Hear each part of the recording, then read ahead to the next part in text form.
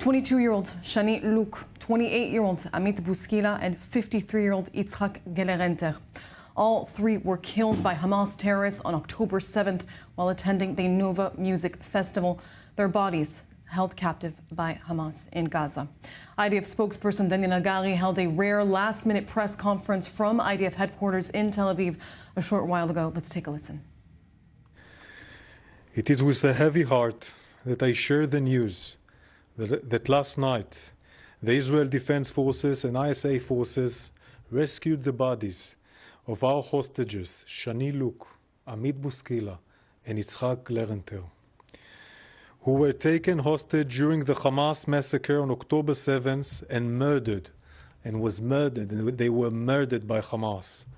According to the credible information that we have gathered, Shani Louk, Amit Buskila, and Yitzhak Gelerenter were murdered by Hamas while escaping the Nova Music Festival on October 7th, and their bodies were taken into Gaza. They were celebrating life in the Nova Music Festival, and they were murdered by Hamas. Their bodies were transferred to medical professionals for forensic examination and identification. After the procedure was completed, we notified their families.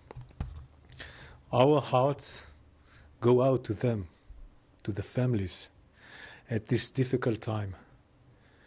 We will leave no stone unturned. We will do everything in our power to find our hostages and bring them home. We will not rest until we do.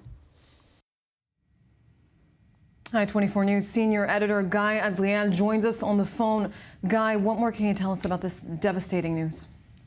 Yes, Sarah, it's the news that those families were dreading.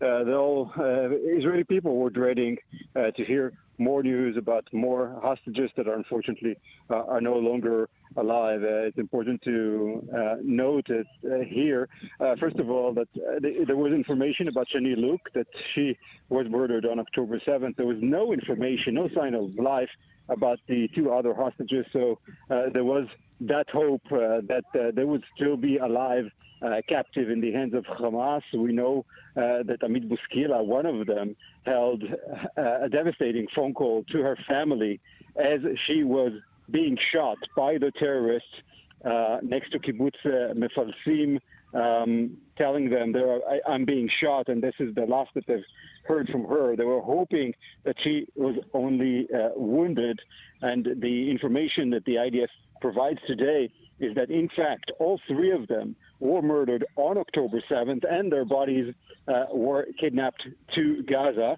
And another point that is important here, all three were attending the Nova Music Festival. That is in the very south of Israel, very far from the area where they were murdered and taken hostage. They managed to escape the Nova Music Festival. They drove for approximately 15 to 20 minutes under the threat of Hamas. They knew what was going on. They were escaping for their lives. Unfortunately, next to Kibbutz Mefalsim, the terrorists got hold of their car. They were shooting them in broad daylight. They were not able to escape, and the information that was given is that they were shot and killed on the spot, taken hostage to Gaza. And we know that the IDF operated overnight in a secret operation to rescue those bodies.